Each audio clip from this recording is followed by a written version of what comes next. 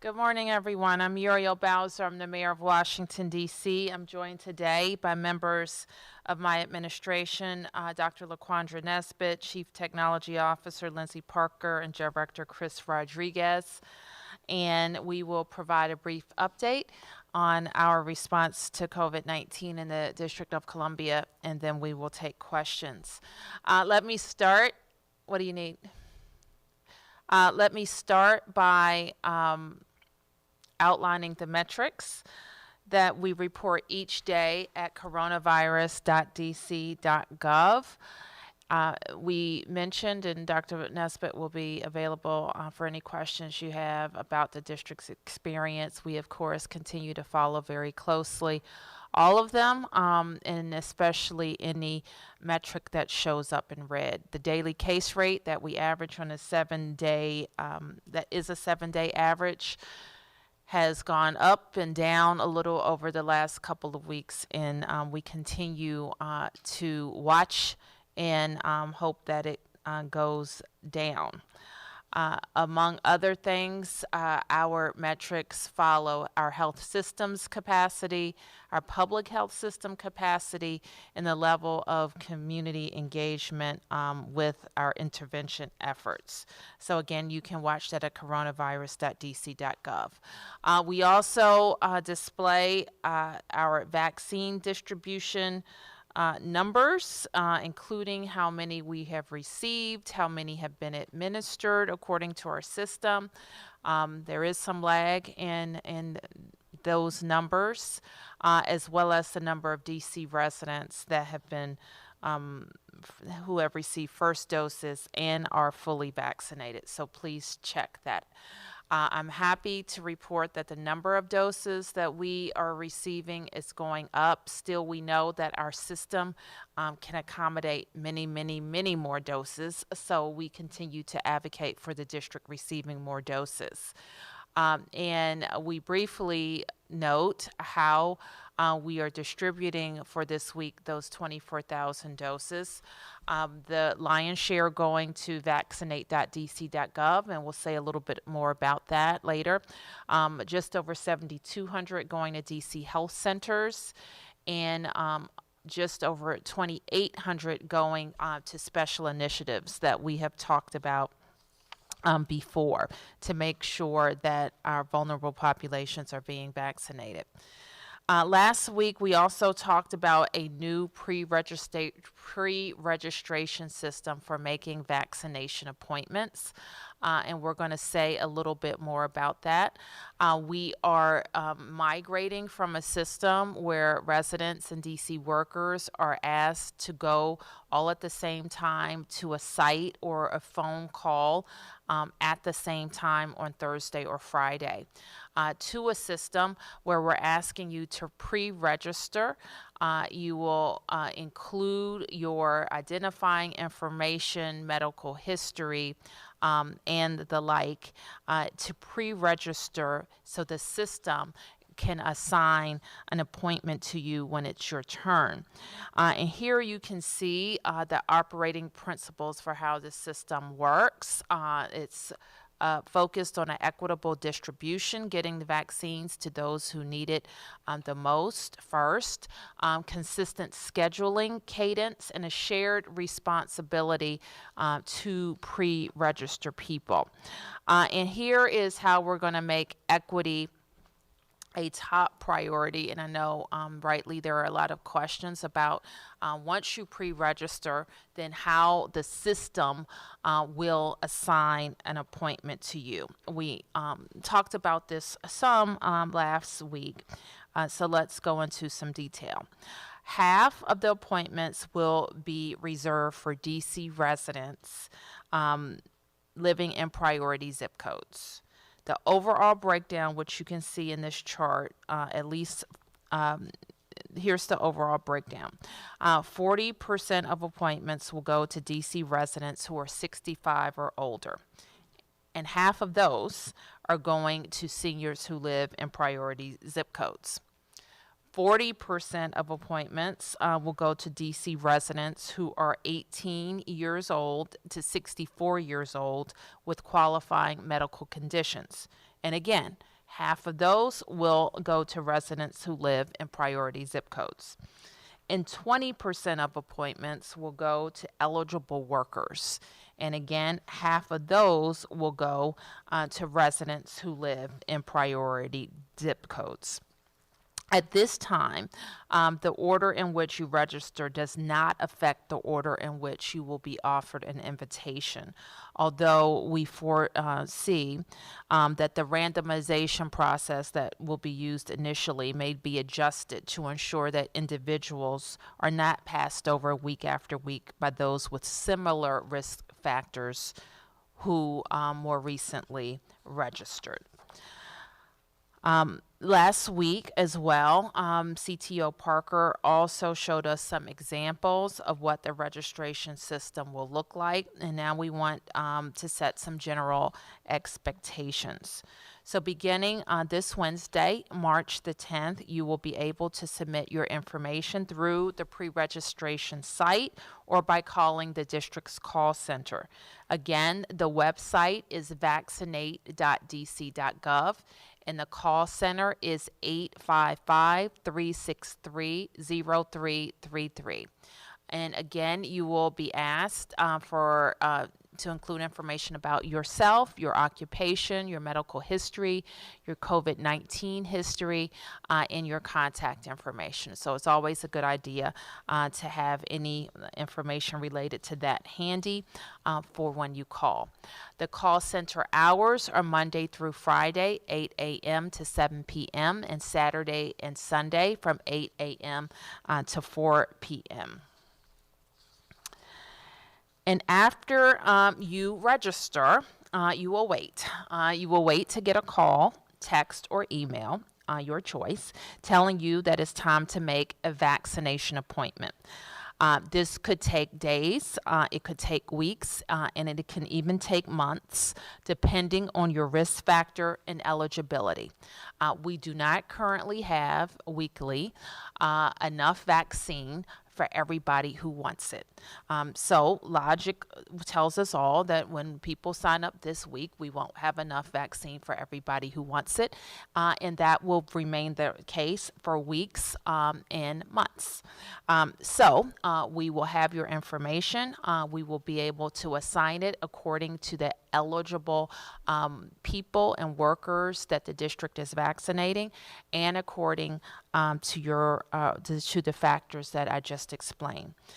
Then once the invitations go out, you have 48 hours to book an appointment, and each invitation can only be used once.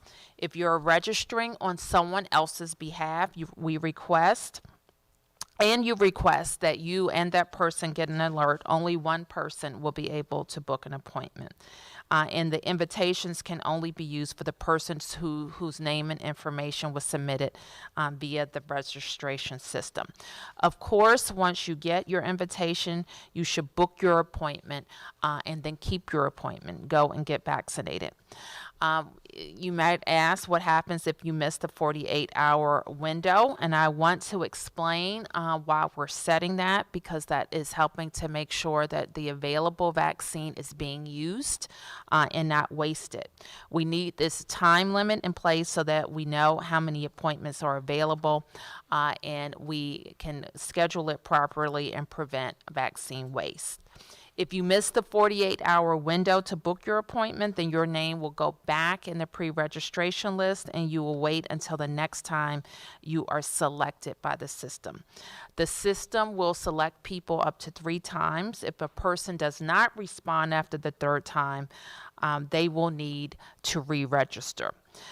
So let's just review quickly the timeline for the first week. And I say for the first week because we will get into a different cadence in following weeks.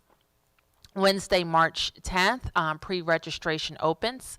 Friday, March 12th, the first invitations to make an appointment go out via calls, text, and emails.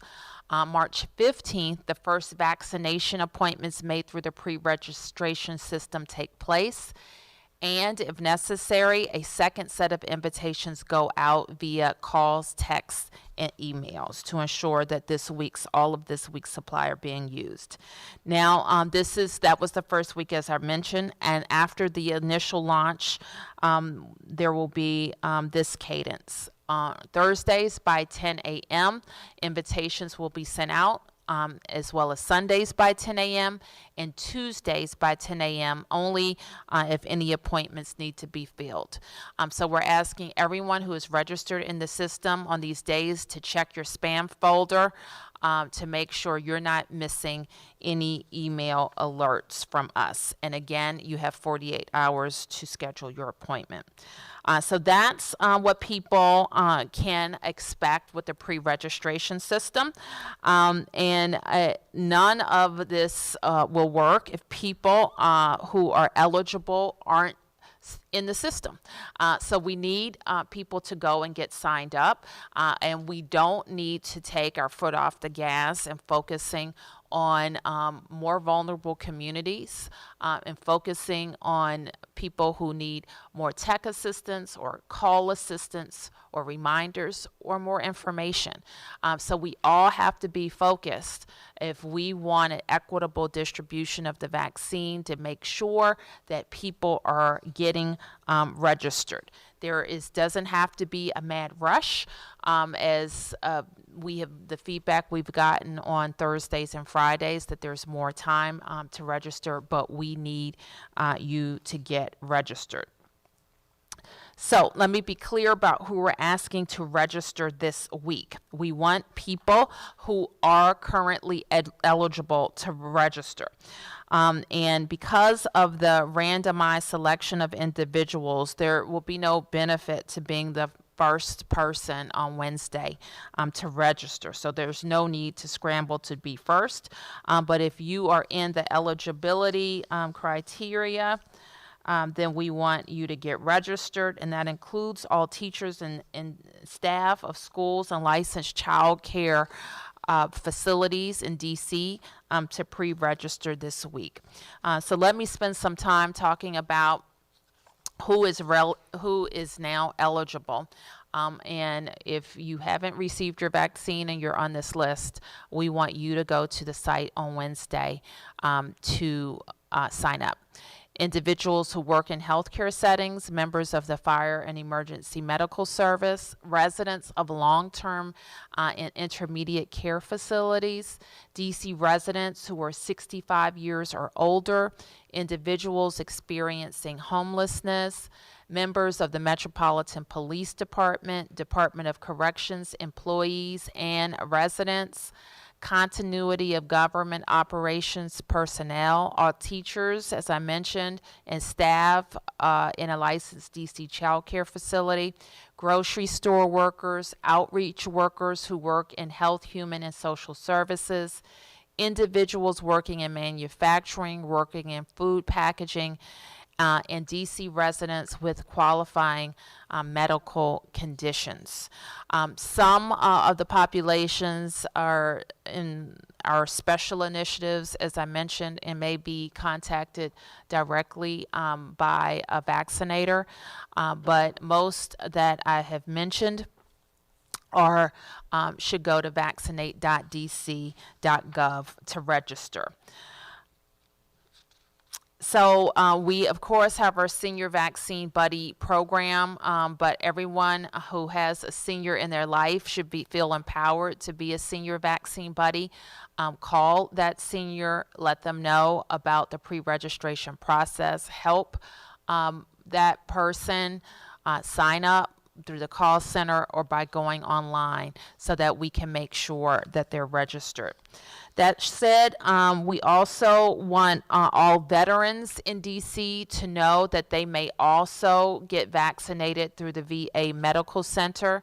And you can find out more by going to va.gov or 202-745-4342.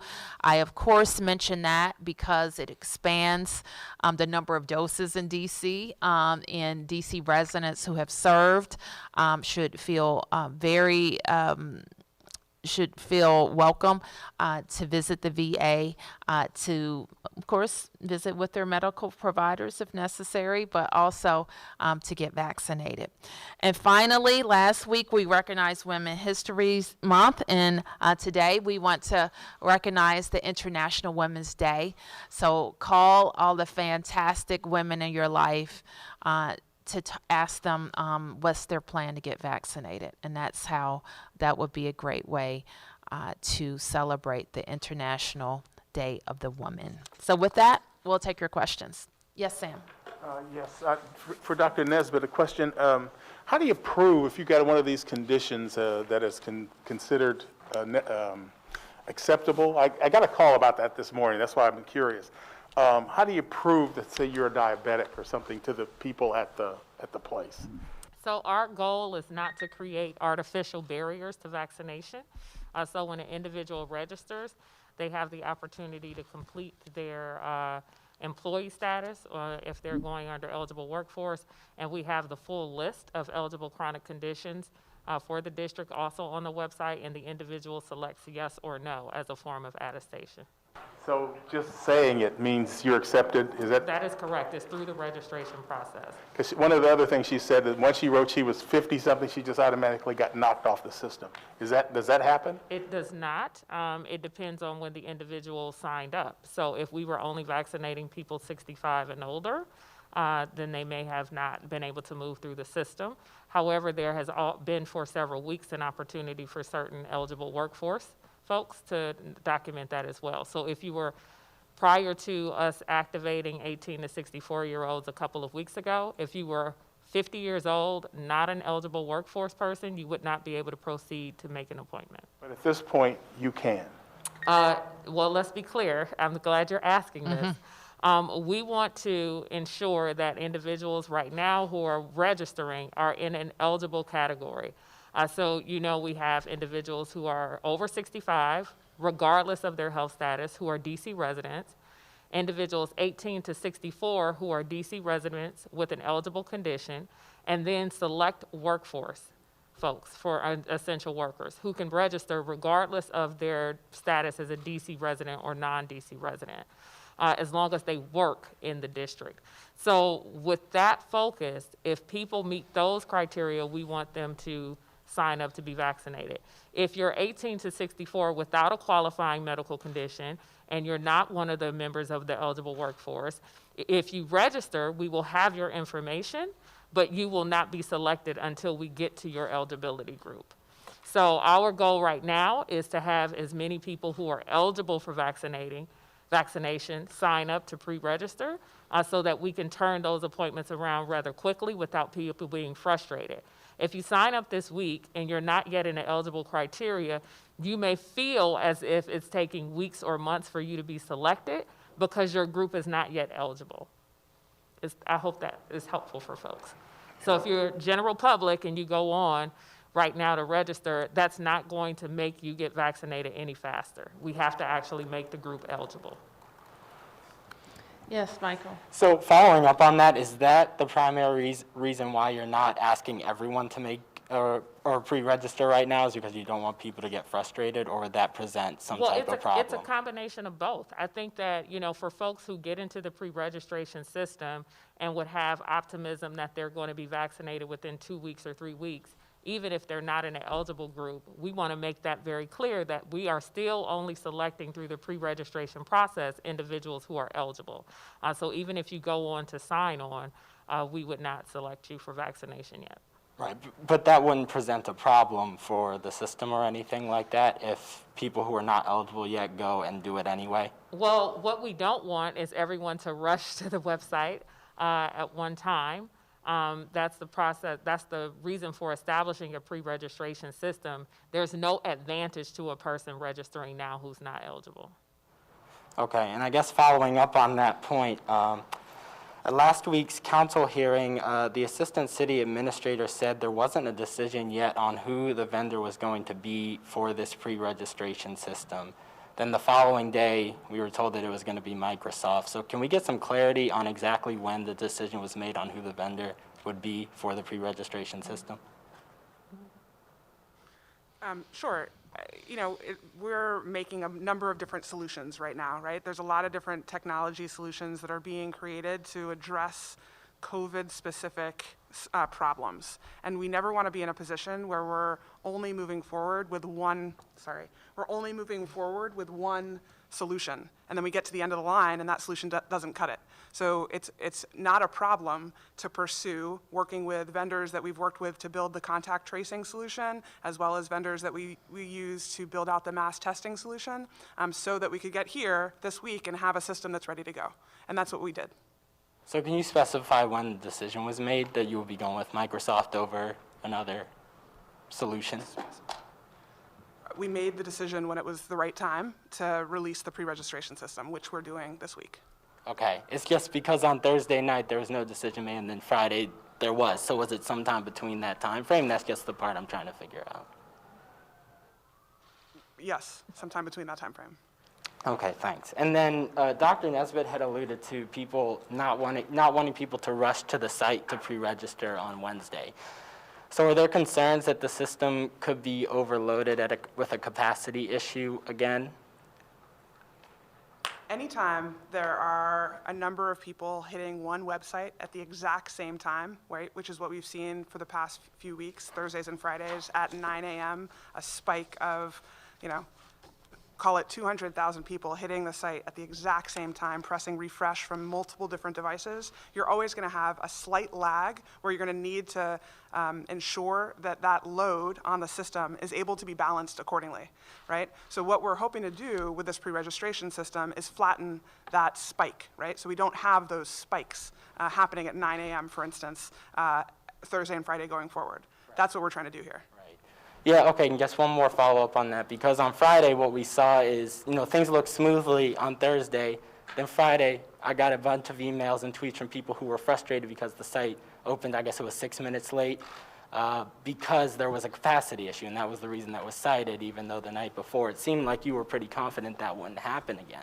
So the actual portal worked fine, right? The actual portal, the Microsoft portal, worked as it was expected to work. What happened, however, was we got an even greater amount of people than we'd seen prior on our website, dc.gov, heading into the portal. And that's what caused, again, same thing, right? Massive spike in user traffic. All of a sudden, the web hosting solution that we utilize had to spread the load over multiple servers. That took 5 minutes for those servers to kind of spread that load accordingly, and then pushed everybody to the Microsoft solution. So similar, right? That's sort of what we're trying to do by introducing the pre-registration system, flatten that user traffic. I guess my question then is just why should residents who've maybe now tried 5 or 6 times and failed feel confident that this pre-registration system will actually work? Michael, let me, that person is still not going to necessarily have a vaccine after they pre-register. So if your question is, if a resident went to the website to get a vaccine that day and didn't get it, when we had 5,000 appointments available and 30,000 people trying to get it, that's not going to change with the pre-registration system. People are still going to have to wait until the amount of vaccine that we have matches the number of people that we need. Is that your question? Well, my question is more so on the fact that the technology has not worked as expected for a few weeks now, and we're introducing a new system now. So why should people feel confident that what we can tell people is that we're doing the best we can to make the technology match the very high demand. And what we're also doing is hopefully ensuring that they won't have to encounter it week after week. So if you're asking me this week, is there not going to be a 6-minute delay? Is there not going to be any I can't tell you that. But I can tell you that we're putting together a solution and we're asking people to follow what we've asked, that not everybody try to go on at the same time, because that's not going to put them at the head of the line. If you're not eligible, not to do it. I think if we do all of those things, that we're in a good position to have a good experience on Thursday. Can I tell you that I'm not going to come back and say there's something? Hopefully not. Hopefully not. But one thing I know is that if we find something that doesn't work exactly right, we'll fix it. But this this system is meant for you to have that frustration once, not week after week. Okay? Yes, sir. Two questions. Dr. Nesbitt, I was speaking with a lady, she's 60 years old, and she's hesitant to get the vaccine because and this is what she said, I have not been tested for COVID. My first question is, do you have to have a test for COVID in order to get a vaccine, to clarify that? The second is, what manner do you have in terms of the homeless? Many of the homeless are not engaged publicly. So how are you reaching out to the homeless to see that they're getting vaccinated? So I'll start with your second question. As many of you all know, the district has had a healthcare for the homeless program for a very long time. And we have been working very closely with the Department of Human Services and Unity Healthcare, which is the provider or the operator of that program, to vaccinate individuals who are experiencing homelessness and who have transitional housing. And that program has had, by the number of people who are rostered or who are considered to be documented as experiencing homelessness, close to 50%, if not more, of those individuals have received their first dose of vaccine. So there's aggressive outreach. I'm sure you all know that we have street teams that work through the Department of Human Services and many of our other service providers to ensure that these individuals know about their ability to get vaccinated. And the vaccine clinics have been rotating through the low barrier shelter system to ensure that they have access at a place that is familiar. As to your first question, you do not need a test for COVID-19 or to be tested for, and that means a diagnostic test like the PCR or antigen test with the swab in your nose or the use of saliva. You don't need that test, nor do you need a test for antibodies, the blood test. None of those are required for an individual to be vaccinated against COVID-19. Everyone should get vaccinated for COVID-19, regardless of their history of having COVID-19 or not. Yes, ma'am. Mayor Bowser, and also I haven't talked to you since, so my condolences Thank to you. you and your family. I want to ask about, the technology portion of this and the fact that just days before the system was set to launch, that there was still not a selected vendor. The fact that that is the case, what does that say about the vaccination effort in the nation's capital? I think that the CTO has already addressed that question, Stephanie, and I think, quite frankly, we wanted to put ourselves in the position to have the best product, and when we were assured of that, we made a decision. I don't know that that is too unusual in the technology space. And if you're more broadly asking about how the vaccination process is moving in the district, we can go back to those slides to talk about how we have a focus on equity and getting the vaccine out in a number of ways through a centralized system, but also to healthcare providers who are familiar with their patients and their communities, which is important, and some special population initiatives. Let's be really clear about the disparate impact of this virus on our community. I think certainly nationwide, and we feel it acutely here, that this virus hasn't affected everyone the same way. That the prevalence of the virus is affecting Black and brown communities, and the fatality of this virus is particularly hitting African Americans. So we have an obligation to make sure that we have a system that is working for fighting this virus where it has hit us. And we, as I mentioned at the outset, can deliver with this system more vaccine.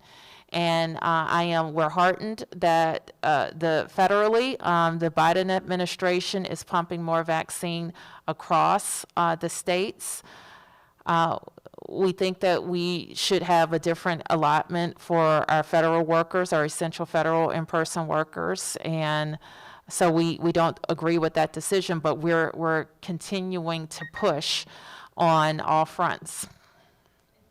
Follow-up, since you mentioned Biden, the administration, I saw your tweet recently talking about the $755 million for funds for DC. Is there already a plan of what to do with that money? Well, thank you for mentioning that. I should have really mentioned that at the top, because that is really big. And we've been fighting, I guess now, I don't remember when CARES came out now, maybe since last May, on the unprecedented and unequal treatment that the district received in CARES. We've worked very hard. My federal and regional affairs, led by Beverly Perry and her team, with the administration and with the Congress. And of course, our Congresswoman has worked extremely hard. But I have to say the commitment from President Biden, making it clear to Senate Democrats, this priority, our Speaker of the House has always been staunchly in our favor with all of our Democratic delegation. So we're grateful to them for making the district whole. As far as our budgeting process for that, yes, my team, in our budget team, is really looking at how we can make sure that those funds are invested in the relief kind of portion of where we are with this pandemic. That's for workers who have lost jobs, businesses who have lost business and had to shutter, and that's for our students who we have to accelerate their experience so they're making up for time lost in school. But it's also for how we invest in the future, how we bring jobs back, bring our downtown alive again, and build and create more and a stronger economy in our city. Yes, Mark. I had two questions. One, if I could just follow up on Stephanie's, and I don't even know if this is allowed or possible, but is it possible, since you've been complaining about the allotment of doses, can the district simply circumvent the federal government and go directly to the manufacturers and buy their own vaccines? Is that something that's possible or that's being I don't considered? think it's possible, and it probably doesn't make a lot of sense, because then it would be the wild, wild west of localities going it on their own. And we saw what that was like when we were all scrambling for PPE. It doesn't make a lot of sense. It drives up the prices and it leads to inefficient decisions. But I do think that the central decision-making can accommodate when you have a outsized worker population like we do.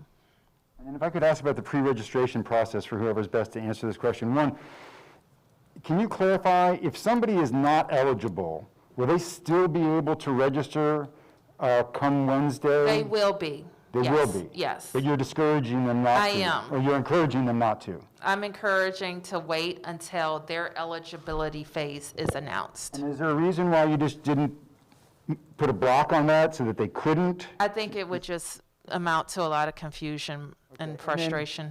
And then the link, we've seen this in other jurisdictions where they send out a link and then I get a link and then I share it with all my friends and then everybody ends up disappointed. So what are you doing to kind of circumvent that from happening once you start sending out those links? So I know Director Parker is going to speak to the specific technology, but I also think it's helpful for people to know that a lot of times when people are saying sending a link, it goes out as a link to an eligible group of individuals, and they send that link on to other people. So for example, with our continuity of operations folks or our fire and EMS personnel, they all get vaccinated at the same place. We don't pick the day that they go, they schedule themselves.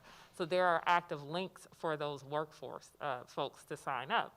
Those are more often misused than the one that CTO Parker will tell you about, which is specific to an individual and is connected to their actual personal information. And more specifically, that person, when they receive that email, that phone call, that they're invited to actually book, there's one they can book one appointment with that link, and then the link is no longer usable.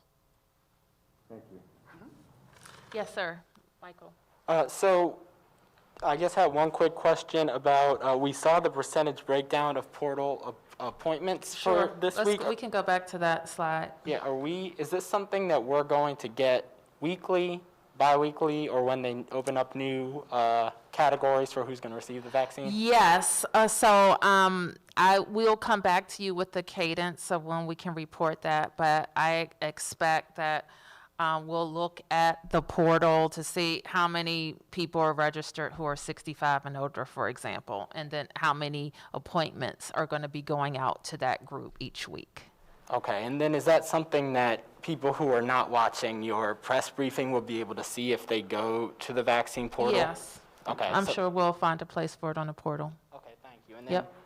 not related to pre-registration, I was just looking at the latest breakdowns today of where people are getting the vaccine in D.C. on a ward level. And this might be a good one for you, Dr. Nesbitt, but we're still seeing similar disparities in terms of which populations in the city have received the vaccine than we were a few weeks ago. So my question is, are the interventions that you've put in place, vaccine buddies, the priority zip codes, the public housing vaccination clinics, are those working as effectively as you'd like them to be? They are working. I want to clarify your statement.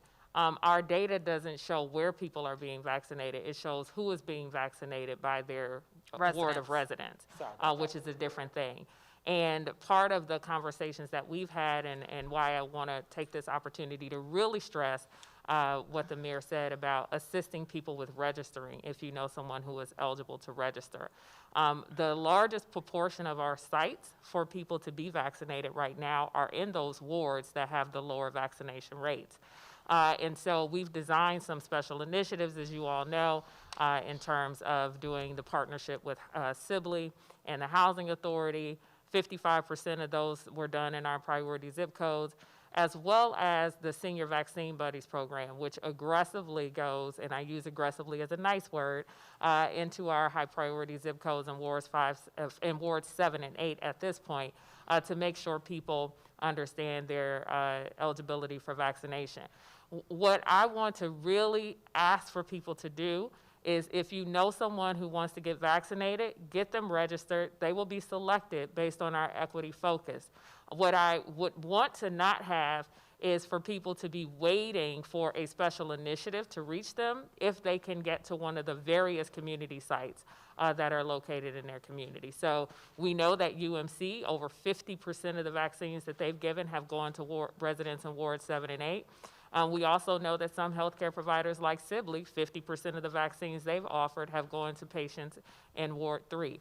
So those are the types of things that we continue to adjust the system to ensure that there is equitable access. Thank you. And then one follow-up on Mark's question on the links. Has that been an issue in D.C. in terms of people sharing links with those who are not currently in the eligible groups? We've seen that in Maryland, but is that? It has not been a widespread issue. We had 1 week where one of the links for a workforce was shared, but there was an ability to validate that workforce because all of them have the same identification. But we have not seen that happen because we don't overly use that approach. Thank you. Yes, Sam? Mayor, I have a stimulus question.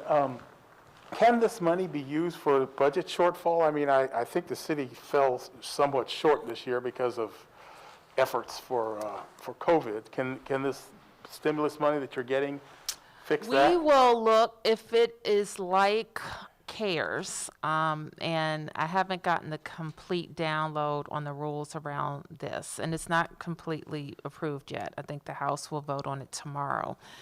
If it is like CARES, there are some limits on what it can be used for. But we were able to use the CARES funding to help with some of our operational needs. And so there could be limits on the type of expenditures and the duration of those expenditures. So there's probably a deadline. But that's something you're looking at, obviously. Absolutely. Yeah, I can't actually see you, but can you introduce yourself? Yeah, Sarah Payne from the Hill Rag. Okay, I had a Sarah. question about MPD. Okay. So will the MPD shift from arrest to citation and the enforcement of misdemeanors continue after the pandemic is over? Will the MPD shift to, From arrest to citation, will that continue for after? what? For the, like, policing, will that shift change? Will it go back to what it was pre-pandemic? Or will will I that think change that there are a things? number of things that MPD has found has worked during the pandemic, specifically related to the courts. I'm not able to tick them off the top of my head, but the chief could answer that question. And so and I don't know what particular violations you're talking about, but MPD has a number of tactics that they can use to divert people from the courts. And so I would expect that they would examine them closely. Yes. 3 questions. First, for Dr. Nesbitt. So, we've seen metrics drastically drop in the area. I understand daily case rate is still in red. But once daily case rate turns yellow, how long before you see, are we still looking at 2 weeks? How long do you see before the area is starting to move into a different phase? How long am I doing what? How long do you see DC, waiting in this phase before going to another phase and reopening more? Sure. So if you're actually looking at your trend charts that we have online, one of the things that you'll notice, and the reason why we created the ranges for all of the metrics we have, is that it tells us something about whether or not the virus is contained or if it's still spreading substantially in our community. And we can assess the amount of resources that are available and required to respond to COVID-19 at a high level of spread or substantial amount of spread compared to containment. You will note that the red, while we had a deceleration from the peak in January, it is still not as low as we have ever been in the district. And I think that's important for people to understand. You may also be familiar with the discussions that we've had around what could potentially drive our numbers back up. Which is still a lot of unknowns about the variants of concern. They all have higher rates of transmission than the strains that were present in our community back in the summer, and even as we began to head into the holiday season around Halloween. So we have, as the mayor mentioned at the very beginning, we had a bit of deceleration or decrease in our cases through February, and now we've sort of plateaued. At this level. We don't know if that plateau is going to stay there and then drop down, or if it's going to stay there and then go back up. And so our goal is to be able to have some period of observation to be able to observe that. But I do want to emphasize that while the U.S. has had a deceleration, this region has had a deceleration, we are not yet back to where we were before the holidays. And follow-up, please? This is on another question. This is in regards, well, 2 more actually, but in regards to the trial selection starting today for George Floyd, has the city discussed whether there may need to be some preparations taken, whether the trial ends one way or another? Yes, we have. That's something that MPD and Homeland Security are monitoring very closely. Are we looking at, another situation where the city has to board up again? Can you share a little bit of some of the conversations being had? Well, the city has never, you've never heard me say everybody board up. That's not something that we're likely to recommend. But we will continue to monitor activity and make sure if we have First Amendment demonstrations that they can be conducted safely. And then the other question I wanted to ask has to do with, I don't know if you got a chance to take a look at it, but there was just a report that came out right before this meeting started about new CDC guidance. And while the CDC is encouraging vaccinated people to continue to social distance and mask, it also says that fully vaccinated people would be able to gather indoor without doing, social distancing measures, without wearing a mask. Speaking to that, has there been any kind of conversation on moving forward whether businesses will be allowed to make those decisions on whether they have people vaccinated, or will this continue to be the city regulating who is allowed to enter once things start to open up? And in addition to that, moving forward? Are there going to be any changes to Nats Park allowing fans? We know today Wrigley announced that they're going to allow, I think, 20% indoors. Well, can I start? She Let me, started wrong. okay. She phrased the thing, it's not completely accurate. Okay, but let me just start. So you asked a lot of questions. Let me see if I can start. First, we're watching the data. While we're confident, DC Health continues to watch the variant and the impact it has in the city. We want to look at all of our interventions. Dr. Nesbitt asked me to look towards the middle of March. I think the scientific information is suggesting we will have a better understanding of how this variant is moving through the city and the region. So that's what we are looking to for all of our interventions, kind of things that are in level 2 to see if we can open it up more in phase 2. So that includes our sporting venues and other business things. So our expectation is that we'll have some loosening now and even more later. Yes, sir. And I think you may have the last question. Oh, second to last question. Okay. Mayor Bowser, this is off topic. Okay.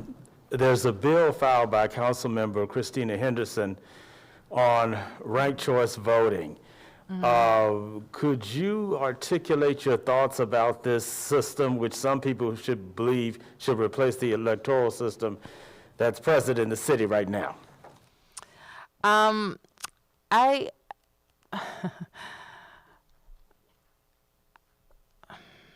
I can't right now. I would like to look at her bill, which I haven't. I know something about ranked choice voting. It's something, it's kind of like all the questions you're asking me about how pre-registration will work. That's how I feel people will be about ranked choice voting. It will take some investigation to figure out who you voted for. But let me look at it. I want to look at her bill and look at the experience some other places have had who have it. But I've worked with the system we have for a long time, so I've got elected a lot of times. So it works pretty well if you ask me. Okay. Yes, Mark. If I could, I guess for Dr. Nesbitt, two questions. One, are you able to give us any wastage numbers yet on doses wastage? And then I'm also wondering, the mayor mentioned tracking the variant. Can you update us? Dr. Shaw said recently that he expected in the coming months the majority of new cases would probably be variant cases. Can you put any meat on those bones for us today? Sure. I do not have the file with waste data with me, but we do share that, so we can get that to you. The vast majority of it happened in the first couple weeks of the program as folks became familiar with the vaccine and more efficient and accurate scheduling. In terms of the variant, there are variants of concern, B1117, which originated in the UK, B1351, which originated in South Africa, and then P1, which originated in Brazil. And there are now some additional variants of concern that have originated in the United States, both in New York and in California. We do learn more about these variants over time in terms of their ability to increase the rate of transmission. So the more dominant that it becomes in your community or jurisdiction, the faster your cases will increase, or the doubling rate. You might remember that metric from a long time ago.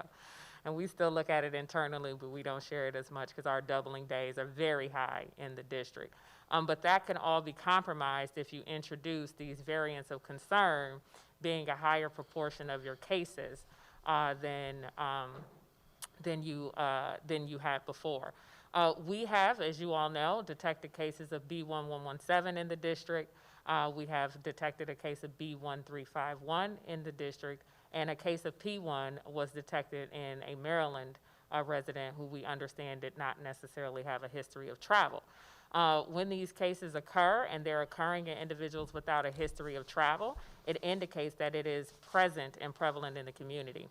I've also shared with you that not every positive test is sequenced for these variants, and so what we look at is what proportion of the tests that are sequenced over time test positive, or where these variants of concern are actually detected. And we have seen more of the B117 cases in the district with subsequent sequencing. Can you tell us a percentage? Is it now outweighing the original? It's not yet 50%, but it's important to remember that it's just a sampling of cases. It is not all cases, but the proportion of those that are sequenced is increasing. Okay, last question. So my understanding is that DC Health wants to use the pre-registration to be able to see which neighborhoods it might need to target. For example, if numbers are really low in one neighborhood and you're not getting a lot of people who are pre-registering, you might need to focus, for example, vaccine buddy initiatives or whatever in those neighborhoods. This is what I heard last week from Dr. Shah. So I'm wondering, will there be a point where you tell the general population, hey, you should go pre-register now, or people who are not currently eligible now, hey, you should go pre-register now, so you're actually getting that data and seeing where people are pre-registering? I want to make sure we don't conflate and confuse goals and objectives here. So we have the ability, as you would say, through the pre-registration system to see where people live in the city or who's registered that's a non-DC resident, and that gives us some sense of where folks are. That notwithstanding, we already have data where individuals who are 65 and older have been eligible since January 11th, and the enrollment in that vaccination effort was not equal across the district, right? We had some inequity there. And then we designed other initiatives. So we don't need people to jump into the pre-registration system who are members of the general public, less than 65 years old, no qualifying health conditions, not an essential worker, to go into the system in order for us to be able to understand where additional efforts would need to occur. You're also familiar with our special initiatives, Faith in Vaccines, the Housing Partnership, Senior Buddies. All of those are already in those communities to do two things. One, increase awareness about eligibility for individuals who are already eligible, may not know that they are eligible, may have questions like James asked about whether or not they need to have a COVID-19 test before they get vaccinated. And then two, to be able to continue to do education around the vaccine for those who will have some degree of hesitancy. It's our understanding and belief that there is still demand across all 8 wards, which is why we're committed to the equitable distribution through the pre-registration program. Okay. Thank you. Thank you, everybody.